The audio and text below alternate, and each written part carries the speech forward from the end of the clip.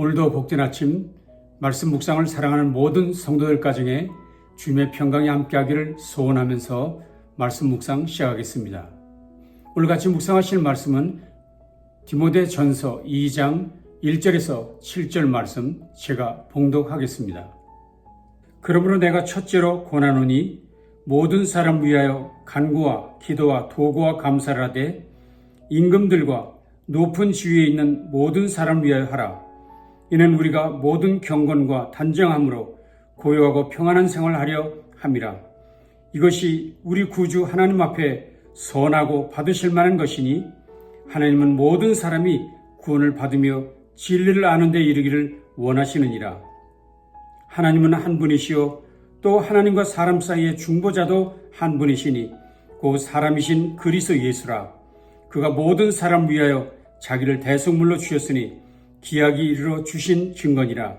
이를 위하여 내가 전파하는 자와 사도로 세움을 입은 것은 참말이요 거짓말이 아니니 믿음과 진리 안에서 내가 이방인의 스승이 되었노라. 아멘.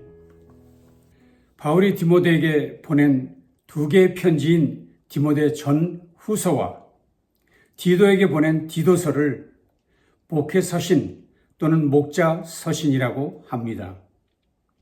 이런 이름이 붙여지게 된 것은 교회 박사라는 별명을 가진 토마스 아퀴나스가 이 세 서신은 하나같이 목회 규칙을 취급하고 있다고 말한 데서 기인하고 있습니다. 특별히 1849년 영국의 성경학자인 헨리 포드가 목회 서신이라는 명칭으로 공식 사용할 것을 주창함으로 일반화되었습니다. 과연 이 세 서신은 지역교회를 담임하고 있는 사역자들에게 보낸 편지입니다. 당시 디모데는 에베소 지역을 그리고 디도는 그리데 섬을 책임지고 있었습니다. 그런데 그 교회들 가운데서 문제가 발생했고 그 사실이 바울에게 알려져 그 문제 해결을 위한 바울의 권면이 오늘날의 목회 서신이 된 것입니다. 그러니 이 서신들은 지역교회의 문제에 대한 바울의 목회 컨설팅이라 할 수 있습니다. 그러나 그렇다고 해서 이 서신들이 오직 목회자인 디모데나 디도 같은 사람들만 위한 서신이라 할 수는 없습니다.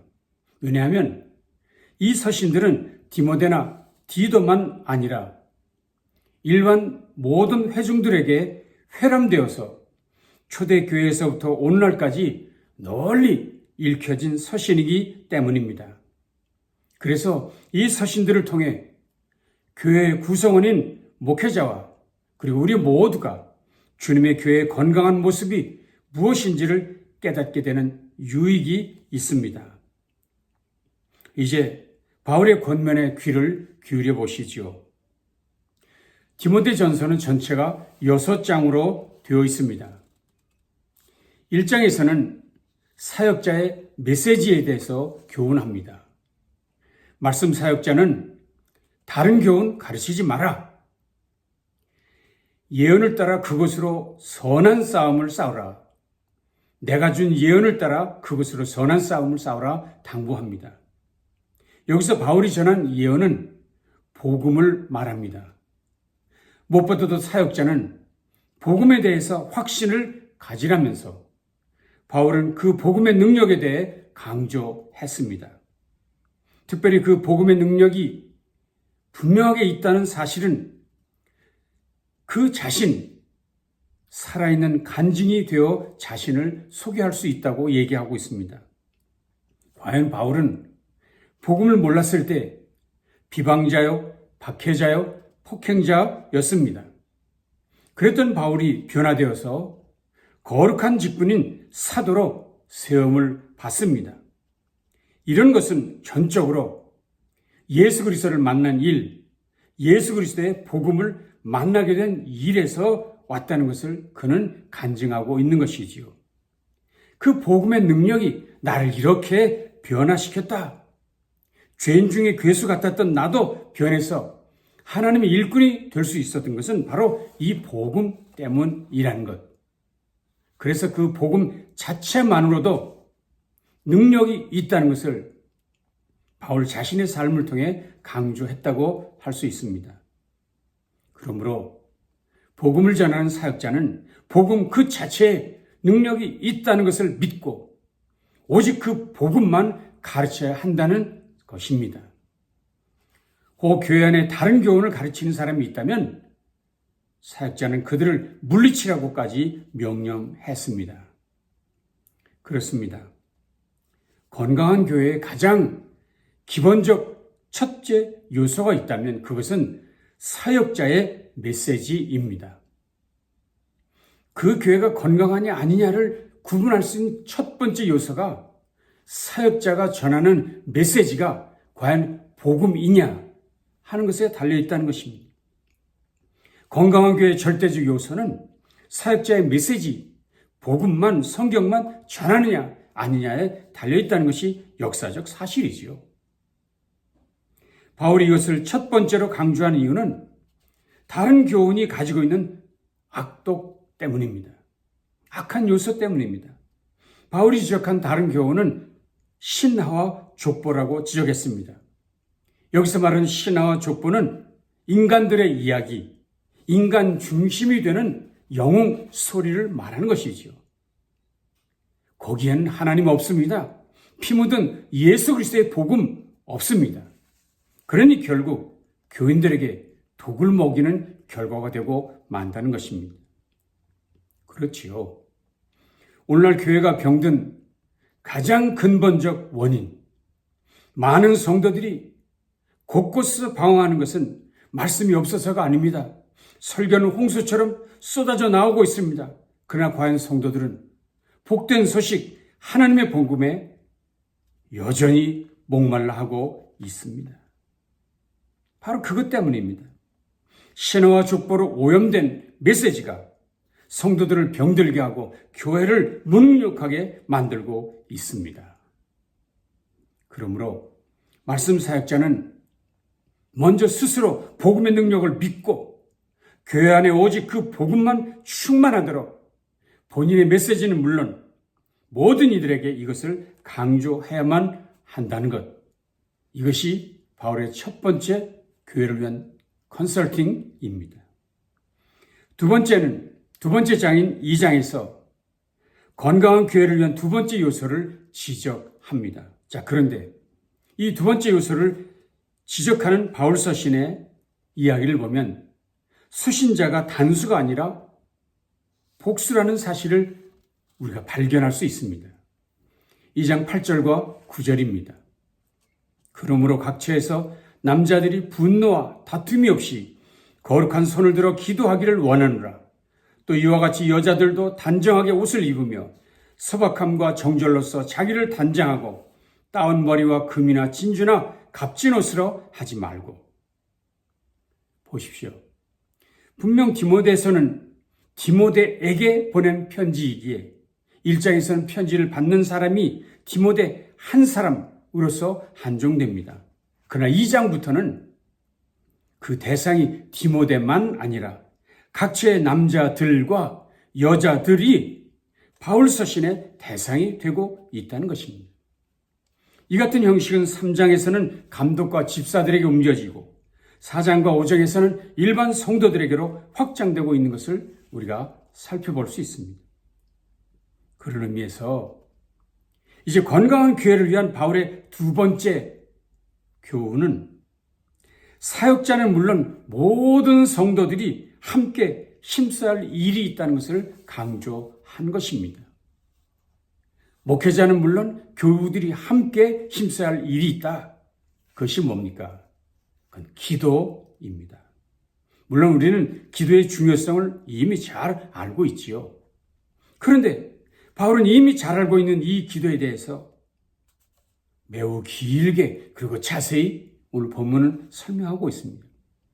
어쩌면 2장 전체가 오직 이 기도를 설명하는 일에 할애하고 있는 것을 볼 수 있습니다. 기도는 어떻게 하는 것이냐? 누구를 위해서 하는 것이냐? 무엇을 위해 하는 것이냐?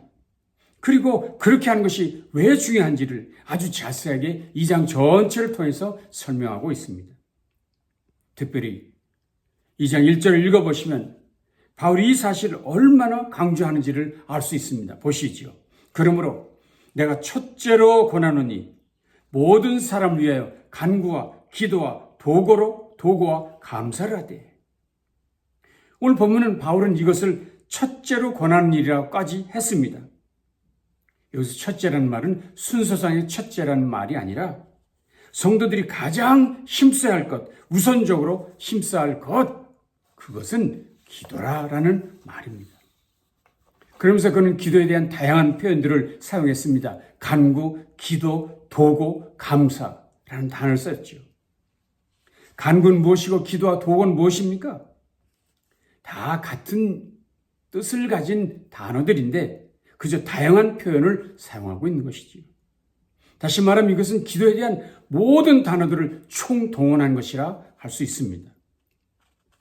총동원 기도, 모든 것을 다 하는 기도, 모든 힘을 다 하는 기도가 절대적으로 필요하다라는 말씀이지요. 바울은 지금 건강한 교회를 위한 모습 중에 가장 특징적인 모습을 기도하는 성도들이 모인 모임이 되어야 한다라고 강조하는 것이죠. 우리 믿음의 선배인 마르틴 로이드 목사님은 기도란 하나님을 믿는 최고의 표현이다.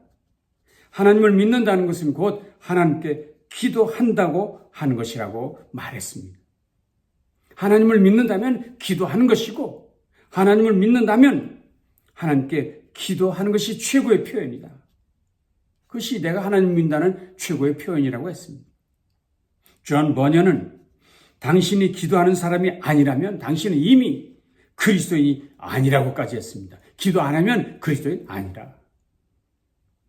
그러니 기도하는 성도들은 복음을 전하는 사역자와 함께 건강한 교회의 주요한 요소가 된다는 것을 우리가 알 수 있죠. 교회로 교회 되게 하는 것, 그 교회가 기도하는 교회냐 아니냐에 따라 달려있다는 것입니다. 그런데 오늘 본문은 기도하되 누구를 위해 기도해야 한다고 했습니까? 1절을 다시 보십시오. 그러므로 내가 첫째로 권하노니 모든 사람을 위하여. 모든 사람을 위하여. 여기 강조된 단어는 모든 사람입니다. 성도들의 기도의 대상에서 최우선순위, 그는 나 자신, 내 문제가 아니라 이웃과 모든 사람 위한 기도여야 한다는 것이 이 본문의 강조점입니다. 성도들의 기도, 특별히 건강한 성도라면 늘 기도하되 내 문제, 내 삶이 우선이 아니라 모든 사람을 위한 기도여야 한다는 것입니다. 특별히 그 모든 사람 중에서 바울은 임금들과 높은 지위에 있는 모든 사람을 위하여 하라고 지목했다는 사실에 우리는 주목해야 합니다. 소위정자들, 통치자들을 위해서 기도하는 것이 건강한 교회의 중요한 요소라는 것입니다. 모여서 우리가 기도할 때 기도 많이 하는데 특별히 위정자들, 통치자들을 위해서 하라는 것입니다. 그런데 여러분, 여기서 바울이 말하는 임금들과 높은 지위에 있는 사람들은 대부분 기독교의 적대적인 감정을 가진 사람들, 기독교인들이 가장 두려워하고 싫어하는 사람들입니다. 그들은 기독교인들을 무섭게 박해했습니다. 성도들을 잡아갔고요, 때렸고요, 불태워 죽였고 나무에 매달아 죽였습니다. 심지어 짐승의 밥이 되어 죽도록 했던 그 사람들입니다. 기독교인들이라면 잊을 수 없는 극악한 사람들이죠. 그런데 바울은 그런 이들을 위해서 성도는, 교회는 우선적으로 해야 할 일이 있는데 기도하는 일을 했습니다. 이 말은 참 많은 것을 생각나게 합니다. 바울은 기독교를 박해하는 권세자들을 향해 시위를 하거나 농성을 하라고, 혁명을 일으켜야 된다고 말하지 않았습니다. 주님께서도 우리에게 가르쳐 주신 것이 있죠. 심지어 십자가에 못 박혀 죽으시면서도 저들의 죄를 사하여 주옵소서라며 기도했던 이름을 잊지 않고 있습니다. 사람들은 말했습니다. 십자가에서 당장 내려와 무엇인가 보여달라고 얘기했습니다. 물론 주님은 보일 능력도 있으셨지만 결코 그렇게 하지 않으셨죠. 스데반 집사는 어떻게 했습니까? 주님의 제자들은 모두 어떻게 행동했습니까? 그들은 마지막까지 주님을 따라 기도하는 것, 온 힘을 다해 온갖 방법을 다해 죽는 순간까지 기도한 것이 전부였습니다. 그렇습니다. 이 패역한 세대에 기독교인들이 절대 소수로 전락해버린 이 참혹한 이 시대에 세상의 권세자들도 기독교인들 그리고 성경의 가르침을 외면하고 멸시하는 이 시국에 우리가 끝까지 해야 할 일은 기도하는 것 뿐입니다. 그렇게 하는 것이 선한 일이라 하나님이 기뻐하신 일이라고 했습니다. 3절 보십시오. 이것이 우리 구주 하나님 앞에 선하고 받으실 만한 것이니. 그것이 하나님 앞에 선한 일이라고 말했습니다. 예수님도 그 일을 위해 순종하셨습니다. 6절은 이렇게 말했지요. 그가 모든 사람을 위하여 자기를 대속물로 주셨으니. 그들을 위하여 자신을 대속물로 주셨으니. 바울 또한 오직 이 일을 위해 세움받았다고 간증하고 있습니다. 7절.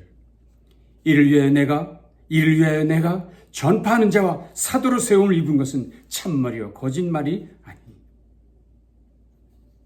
그렇습니다. 우리 모두가 하나님께 특별한 직분을 받았다면 그것은 기도하는 일, 기도자로서의 부르심, 기도자로서의 소명이라는 사실을 믿어야만 합니다. 생각해 보면 교회가 기도하지 않을 때 분란이 생기고 교회가 기도에 소홀히 할 때 다툼이 생겼습니다. 그러니 사역자는 성도들에게 기도하도록 가르쳐야 합니다. 성도들도 마땅히 모든 사람 위해 총력을 다해 기도해야 합니다. 특별히 위정자들은 물론 교회를 힘들게 하고 성도를 박해하는 자들을 위해서도 기도하는 사람 되는 것, 그것이 성도의 마땅한 본이고 그것이 교회를 건강하게 하는 비결이라고 얘기하고 있습니다. 권세자들과 싸우는 일이 성도들이 할 일이 아닙니다. 악한 자들은 하나님께서 해결해 주실 것입니다. 그건 하나님이 하실 일입니다. 그저 우리는 기도할 뿐입니다. 그들도 결국은 구원받아야 할 사람, 함께 하나님의 나라로 가야 할 사람들임을 잊지 마시고 계속해서 기도하라 하셨습니다. 그렇습니다. 건강한 교회 성도들은 모든 일의 구원을 위해 기도하는 일, 모든 일의 구원을 위해 할 최선의 일은 기도하는 일이라는 것, 결코 잊지 말아야 할 일이라는 것. 오늘날 우리의 교회가 회복해야 할 중요한 우선적 과제인 것을 잊지 마십시다. 오늘 말씀을 정리하겠습니다. 오늘 건강한 교회를 위한 바울의 컨설팅 넘버 1, 첫 번째 일은 오직 말씀에 전념해라. 사역자는 복음만 증거해라. 그리고 교회를 위한 컨설팅 넘버 2, 그것은 전심으로 기도하라. 모든 이들을 위해 기도하라. 특별히 위정자들을 위해 기도하라 입니다. 모쪼록 저 여러분의 신앙 공동체가 말씀에 전념하는 교회되고 말씀에 전념하는 사역자가 되는 일, 그리고 기도하는 성도와 교회가 되는 일, 이 일을 통해서 세상을 새롭게 하는 영향력 있는 교회로 우뚝 설 수 있기를 주님의 이름으로 축원합니다. 기도하시겠습니다. 오늘도 함께 하신 주님 감사합니다. 힘을 잃어가는 이 땅의 교회들이, 성도들이 다시 힘을 얻게 하시옵소서. 말씀으로, 기도로 새 능력을 얻게 하시옵소서. 세상을 새롭게 하는 일은 말씀과 기도인 것을 확신하고 그렇게 살아가도록 도와주시옵소서. 예수님 귀하신 이름으로 간절히 축복하며 기도합니다. 아멘. 남은 날도 승리하시기 바랍니다.